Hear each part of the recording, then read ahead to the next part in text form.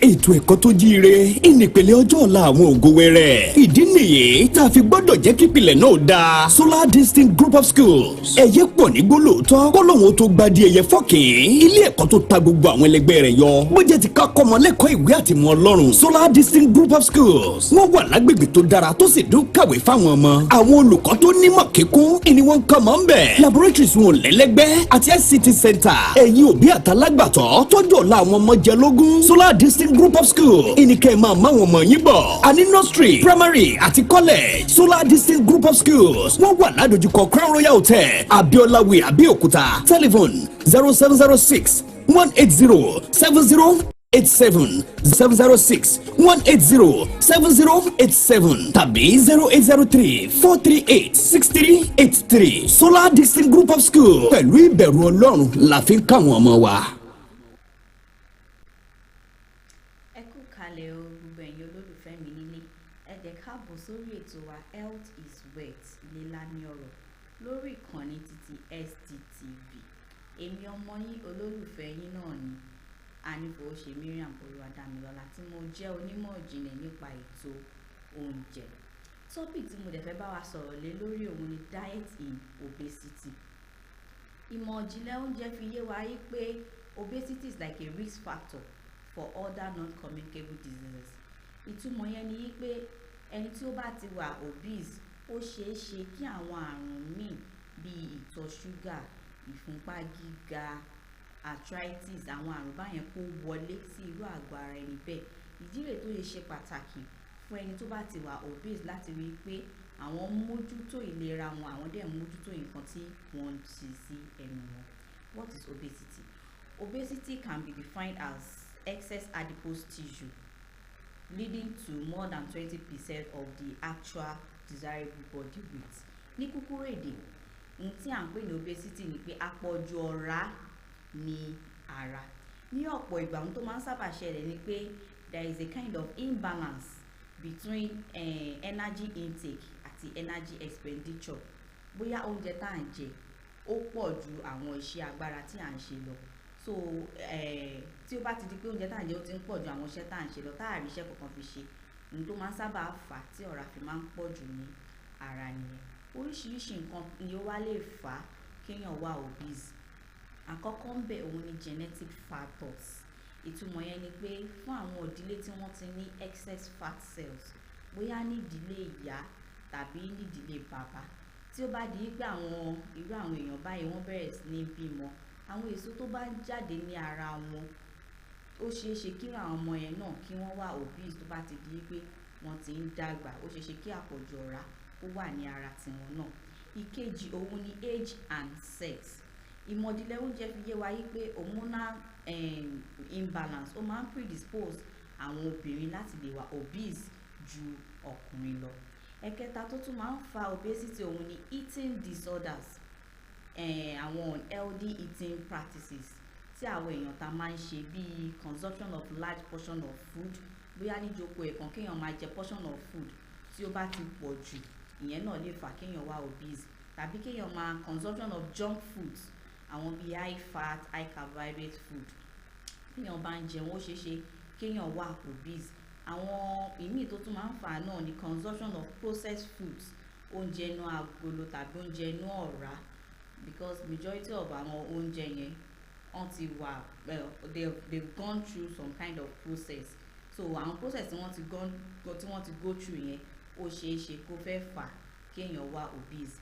àwọn eating habit mi tó tún fà wọ́n ni excess consumption of sugar added beverages or fizzy drinks, that is kéèyàn máa mu bí carbonated drinks. majority of these carbonated drinks they contain empty calories.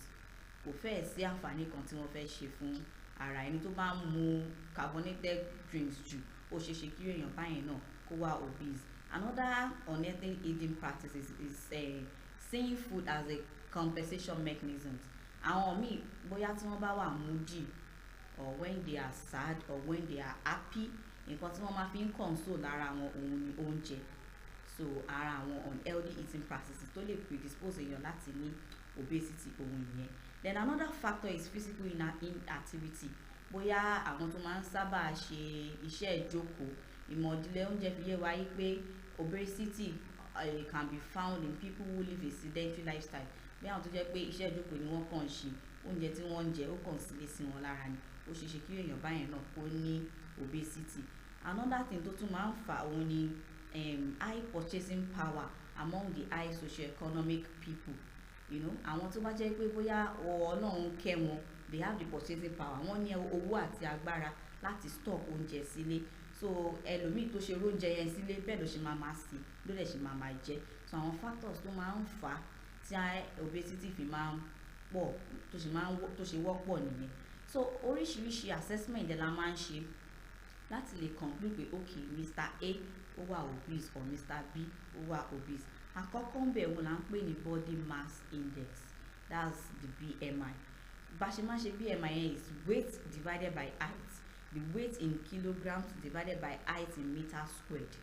Fún àpẹẹrẹ, ká ní Mr. A, client mi ni wọ́n, he walked into the hospital and complained of being an obese patient.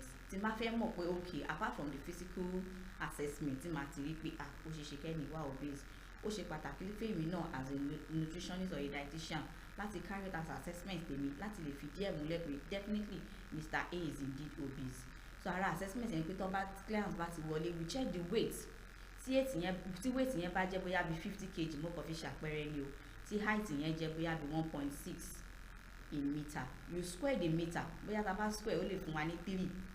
It's just an example. So weight tí mo ti get yẹn 50 kg yẹn máa fi divide 50 kg divided by 3. Nǹkan tó bá wá fún mi òun ni ó máa fi jẹ́ kí n lè mọ̀ yí pé ẹni tí wà obese. Meanwhile, there is a WHO chart tí a máa ń lò fún BMI classification. Normal BMI is from 18.9 sí 24.9. That is, ẹni tí BMI ti tiẹ̀ tó bá wà láàrin 18.9 sí 24.9 ẹni yẹn ó normal nìyẹn. Tó bá ti di pé BMI ẹni ó ti ń bọ́ sí 25 sí 29.9, the patient is overweight. Tó bá ti di pé BMI ẹni ń bọ́ sí from 30 sí 34.9, that's obesity grade 1. Tí BMI client bá ti wà láàrin 25 sí 39.9, that's obesity grade 2. So anything above 40 is obesity grade 3, popularly called the morbid obesity. Assessment kan tá lè fi mọ̀ nìyẹn. Assessment kejì òun ni waist to hip ratio. This waist to hip ratio eléyìí gan ó fẹ́ fi díẹ̀ mú, ó fẹ́ fi àrídájú fi ju BMI yẹn lọ. Ó fi waist to hip circumference ratio yìí òun gan ló máa ń jẹ́ ká mọ̀ kúlẹ̀kúlẹ̀ bí ọ̀rá yẹn ṣe pọ̀ sí lára, bóyá òkè ló pọ̀ sí ni o àbí the lower part of the body. And most times how we get the waist to hip ratio ni pé a lè mú tape táwọn tailor máa ń lò. The tape a fi measure around the abdomen, it must pass through the navel, that is tape yẹn ó gbọ́dọ̀ pass through ìdodo láti lè get value for the waist, but you might get the waist in here. Now for the hips, you use the same tape also to get the hips, measurement of the hips, which must pass through the buttocks and ẹ̀gbẹ́ méjèèjì. So after getting both the measurement for the waist and the hip, a máa fi pinra wọn, a máa fi divide ara wọn. That's how we get the ratio. Now after that, a normal ratio fún obìnrin is from 0.8 sí 0.85. That's the normal waist to hip circumference for obìnrin. Then for ọkùnrin, for men, anything above is 1, but anything above 1 is obesity. So ìyẹn bẹ́ẹ̀. Now ní ìsìta tí wàá sọ̀rọ̀ lórí àwọn nǹkan tó máa ń fa obesity àti àwọn ọ̀nà tá a fi lè mọ̀ bóyá èèyàn ti wà obese, there is need for us to talk about the strategies involved in weight loss. So many things on social media, tamari àwọn mi máa ní go for ketogenic diet. Some people will even tell you àìmájẹ anything, just eat fruits and vegetables. Oríṣiríṣi nǹkan láti gbọ́, but there are major ways téèyàn lè fi lose weight. Àkọ́kọ́ bẹ́ẹ̀ is diet therapy, physical exercise, stress management, pharmacotherapy, and weight loss surgery. My concern tèmi máa sọ̀rọ̀ lé lórí is the diet therapy and the physical exercise. The pharmacotherapy involves the use of drug fáwọn tí wọ́n bá fẹ́ lose weight, and weight loss surgery, that's the bariatric surgery fún àwọn tó bá jẹ́ pé they have excess fat tí wọ́n dẹ̀ fẹ́ shed fat. ìyẹn ò really fẹ́ common àárín àwọn òyìnbó ni ìyẹn ti pọ̀ jù, àwọn tó máa ṣe bariatric surgery kì í ṣe pé kò sí o, aláwọ̀ míì tí wọ́n ṣe but kò really wọ́pọ̀ láàárín àwa aláwọ̀ dúdú. Now for the diet therapy, the principles involving diet therapy fún weight loss management involves low calorie intake, normal protein intake, vitamin and mineral intake, restricted carbohydrate, restricted fat, high fiber diet and live food. Ní kúkúrú èdè nǹkan tí mò ń sọ ni pé fún ẹni tó bá fẹ́ lose weight, low calorie diet, àwọn tó jẹ́ pé calorie wọn ò really pọ̀ òun ni wọ́n máa jẹ. Low carbohydrate food too, àwọn oúnjẹ tó máa ń fún alágbára yẹn níwọ̀nba òun ni wọ́n máa jẹ. Kì í ṣe pé wọ́n ní jẹ rárá o, they will eat it in moderation. Then moderate vitamins and minerals intake. Then high fiber diet. Fiber jẹ́ nǹkan kan tó jẹ́ pé ó ní oríṣiríṣi iṣẹ́ tó máa ń ṣe ní ara, but méjì tó jẹ́ pàtàkì nínú iṣẹ́ tó máa ń ṣe lára ni pé ó máa ń jẹ́ kí inú kún, ó dẹ̀ máa ń jẹ́ kí easy bowel movement wọ́ọ́rọ́wọ́, kì í ṣe pé èèyàn máa dé toilet èèyàn máa bẹ̀rẹ̀ sí ní máa ka sílẹ̀, no. So ẹni tó fẹ́ lose weight tó ta mọ̀ pé kí ẹni a fẹ́ kó lose weight, a dẹ̀ fẹ́ kó máa jẹun every now and then, there is need for us to incorporate high fiber diet nínú oúnjẹ yẹn so that inú wa tètè kún, kò ní jẹ́ pé every now and then débi ìṣẹ́jú débi tí bá ti ń pa wọ́n òun ni wọ́n máa jẹ. So talking about that, màá fẹ́ lay emphasis on some guidelines téèyàn lè lò láti lè lose weight as a dietitian. Tí client bá wọlé tàbí bí client ó wà obese, one most important thing is that we have to convince the client that you have to lose weight. Ọ̀nà wo dá lè fi gbé gbà, kì í ṣe pé kí client wọlé nìsín kó jẹ́ obese weight káwá ní ìwọ ṣe wá tóbi tó yìí, bí mo ṣe ń wé ò tí lè ta tí o, ó dàbí èèyàn mẹ́fà lórí ìdúró yìí, no. Irú èèyàn báyẹn the client gan tó wà obese gan ó máa wà discouraged pé èmi tọ́ ni wọ́n dàbí ni wọ́n ní mo dàbí èèyàn mẹ́fà, no. So it is important as a dietitian that you have to convince them in a positive way tó jẹ́ pé ẹni yẹn gan fúnra rẹ̀ máa gbà pé yes, I want to lose weight. And ọ̀nà tá lè fi convince wọn is that let the client know that the reason why, in order not to body shame them, the reason why they want to lose weight is because you want them to be healthy. I'm very sure that kò sẹ́ni tó máa sọ pé in order for you not to lose weight, for you to be healthy, tí ò ní fẹ́ àti ò ní agree pé okay yes, as an obese patient I'm ready to lose weight. We explain to them the dangers involved in being obese, then healthy practices, àwọn àǹfààní tí wọ́n máa rí lára yìí pé okay they want to lose weight, not body shaming them that bó ṣe tó yìí ló dàbí èèyàn mẹ́fà yìí, ẹsẹ̀ ṣe wá dàbí kìnnìkan, no. So àkọ́kọ́ bẹ́ẹ̀ is to convince the patient or the client that there is need for he or her to lose weight in order to be healthy. Ìkejì òun ni pé by encouraging them to take small portion of food and reduce their portion intake. Ìyẹn ni pé ká máa encourage wọn pé when they want to eat, there's something we call operation help yourself. As an obese patient, if you want to lose weight, púpọ̀ lára iṣẹ́ ìwọ̀nba ni nutritionist or dietitian náà máa ṣe, púpọ̀ lára iṣẹ́ yẹn ó wà lọ́wọ́ the client or the patient herself or himself tó fẹ́ lose weight. So operation help yourself yìí tó bá jẹ́ pé mo kàn fi ṣàpẹẹrẹ ni o, tó bá jẹ́ pé bí a bowl of rice, bóyá bí kóńgò rice kan lẹ́ni ẹ máa ń jẹ ń jókòó ẹ̀ kan, operation help yourself ni pé ìlàjì kóńgò tó ń jẹ yẹn òun ló máa kọ́kọ́ fi bẹ̀rẹ̀. So n tá à ń pè ní operation help yourself, we encourage them to take small portion of food and reduce their portion intake. Then they should avoid taking carbohydrate drinks because they contain empty calories. Then ìkẹta is they should not skip meals. This is very important because most people tí wọ́n bá tóbi, their belief is that táwọn bá skip meals àwọn máa calm down. They believe that táwọn bá jẹ tàárọ̀ àwọn ò ní jẹ tọ̀sán, àwọn á jẹ talẹ́. Whereas ìyẹn gan ló pẹ̀lú nǹkan tó ń dákún, because ẹni tí ò jẹ oúnjẹ ọ̀sán tó bá fẹ́ jẹ talẹ́, oúnjẹ ebi yẹn ti máa pa gan, definitely ó máa jẹ ju excess tó yẹ kó jẹ lọ. That is why we don't encourage skipping of meals. In fact, skipping of meals is one of the most unhealthy practices. So ẹni tó bá fẹ́ calm down ó lè jẹ oúnjẹ ẹ̀mẹ́ta lójúmọ́. In fact, àǹfààní wà fún láti jẹ ju ẹ̀mẹ́ta yẹn lọ. In some cases portion size òun ni ó matter. Then red meat should be consumed with caution. Avoid offals, that is ara ẹran òun ni kí wọ́n máa jẹ. kí wọ́n yẹra fún gbogbo iṣan ṣàkí àwọn pàtì ẹran yẹn kí wọ́n yẹra fún àwọn pàtì ẹran tí wọ́n lè jẹ òní bóyá bíi liver, the liver is good but ara ẹran ni kí wọ́n máa jẹ kí wọ́n dẹ̀ rí i pé níwọ̀nba òun ni àwọn jẹ. Ẹja wọ́n lè jẹ ẹja bọ̀ àwọn ẹja ọlọ́rọ̀ yẹn náà kí wọ́n jẹ with caution. Another guideline is the use of skimmed milk. Àwọn skimmed milk yẹn ni kí wọ́n máa lò, not full cream milk, because skimmed milk yẹn àwọn ọ̀rá tó lè ṣe ìjàmbá fún àgọ́ ara ń bẹ̀ wọ́n ti yọ. So àwọn skimmed milk wà lọ́jà, they can use Dano, they can use Marvel skimmed milk too. So àwọn yẹn àwọn ọ̀rá tó lè fa ìjàmbá fún ara wọ́n ti yọ kúrò. Then consumption of green leafy vegetables, apart from the fact that they contain fibre, they also contain antioxidants tó dẹ̀ wúlò fún àgọ́ ara wa náà. Then they should inculcate the habit of eating fibre-rich foods, àwọn oúnjẹ tó ní whole grains bíi ògì tí wọ́n sẹ́, mọ́ínmọ́ín tí wọ́n bó èpo ẹ̀, semi-ripe plantain, and also fruits. They should avoid fried foods, àwọn oúnjẹ dídín kí wọ́n rí pé àwọn yẹra fún. Food rich in oil like nuts, bóyá bíi groundnuts, ẹ̀gúsí should be taken in moderation because of the fat content. The method of cooking should be modified too.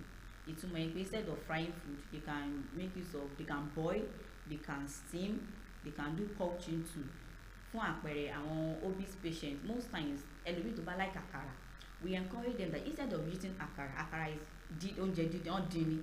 So instead of using àkàrà, ẹ lè go for mọ́ínmọ́ín. I think mọ́ínmọ́ín is still better than àkàrà. So that is the meaning ìtumọ̀ method of cooking, modification of method of cooking yẹn. Then lastly, liberal fluid intake. They should take more fluid kí wọ́n rí pé àwọn mu omi dáadáa so that a lè máa bá wọn flush àwọn toxins and àwọn oúnjẹ tí wọ́n bá jẹ tó fẹ́ fa ìjàmbá sí wọn lára. Then lastly, it is important that they should not eat late at night. Kéèyàn máa jẹ oúnjẹ alẹ́ ní bíi 8:30, 9, 10 kò kí ń da. Tòun tó da dùn pé kéèyàn tètè jẹun. Téèyàn bá jẹun kó má jẹ pẹ́sẹ̀kẹsẹ̀ téèyàn jẹun tán lèèyàn bọ́ sí orí bed lèèyàn lọ sùn. Téèyàn bá jẹun tán kéèyàn fún oúnjẹ yẹn ní ààyè láti ṣiṣẹ́ láti rí pé ó digest kó tó di pé èèyàn bọ́ sórí bed lọ sùn. Then the last thing I will be talking about is complications tó wà involved. Yorùbá máa ń ní ìwé bóyá nílẹ̀ Yorùbá máa ń bìrì pé téèyàn bá ṣe tóbi tó ní sign of bówó ṣe wà ní ọwọ́ ẹnìyẹn. Whereas lọ́dọ̀ àwọn onímọ̀ oúnjẹ kò rí bẹ́ẹ̀ o. We see it as unhealthy eating practices. Then àdèmá ibẹ̀ ni pé ẹni tí ó bá mójútó health ẹ̀ àwọn complications kọ̀ọ̀kan lè wà. And lára àwọn complications yẹn ni physical inability. Pàápàá àwọn obìnrin tí wọ́n bá tóbi tó bá ti máa àwọn obìnrin mi tó bá ti ń mórí lé bóyá bí age 40, 45, 50, they start complaining of ẹsẹ̀, knee àti orúnkún. Ní ọ̀pọ̀ ìgbà tó dẹ̀ máa ṣẹlẹ̀ ni pé weight wọn tí wọ́n carry lókè yẹn, weight yẹn pọ̀ ju nǹkan tí ẹsẹ̀ yẹn tó lè gbé lọ. So physical inactivity ó wà lára àwọn complications tó máa wà fẹ́yìn tó bá wà obese. And lára àwọn physical inactivity yẹn arthritis and osteoporosis tó máa ń sábà wọ́pọ̀ láàrin obìnrin. Kì í ṣe pé kò sí láàrin ọkùnrin náà, but ó máa ń wọ́pọ̀ láàrin obìnrin ju ọkùnrin lọ. Then another complication is metabolic disorder bí àwọn bí diabetes and the likes. Then lastly is cardiovascular disorders bí stroke, hypertension, heart disease and the likes. Yorùbá in English a máa sọ pé what you eat is what you are. Yorùbá dẹ̀ máa sọ pé ohun tẹ́yẹ bá gbé jẹ òun ló máa gbé fò. So ó ṣe pàtàkì fún wa láti rí i pé àmójútó nǹkan tí à ń fi sí ẹnu wa tàbí ń jẹ sí àgọ́ ara wa. Ẹ ṣé púpọ̀, ó tún di ọ̀sẹ̀ tó ń bọ̀. Ètò ẹ̀kọ́ tó jíire ìnípele ọjọ́ ọ̀la àwọn ògo wẹrẹ. Ìdí nìyí tá a fi gbọ́dọ̀ jẹ́ kí ìpìlẹ̀ náà dáa. Solar Distinct Group of Schools. Ẹ̀yẹ pọ̀ ní gbólóòtọ́ kọ́lọ́hún tó gba di ẹ̀yẹ fọ́kìn. Ilé ẹ̀kọ́ tó ta gbogbo àwọn ẹlẹgbẹ́ rẹ̀ yọ. Bó jẹ́ ti ká kọ́mọ lẹ́kọ̀ọ́ ìwé àti mọ̀ Ọlọ́run. Solar Distinct Group of Schools. Wọ́n wà lágbègbè tó dára tó sì dún kàwé fáwọn ọmọ. Àwọn olùkọ́ tó nímọ̀ kíkún ìní wọn kọ́ mọ́ ń bẹ̀. Laboratories wọn lẹ́lẹ́gbẹ́ àti ICT center. Ẹ̀yin òbí àtàlágbàtọ́ tọ́jú ọ̀la àwọn ọmọ jẹ lógún. Solar Distinct Distinct Group of School ìníkẹ́ máa máwọn ọmọ yín bọ̀ àní nursery primary àti college Solar Distinct Group of Schools wọ́n wà ládojúkọ Crown Royal Hotel Abiola Way Abeokuta telephone 0706 180-7087 0706-180-7087 tàbí 0803-438-6383 Solar Distinct Group of School pẹ̀lú ìbẹ̀rù Ọlọ́run la fi ń káwọn ọmọ wa.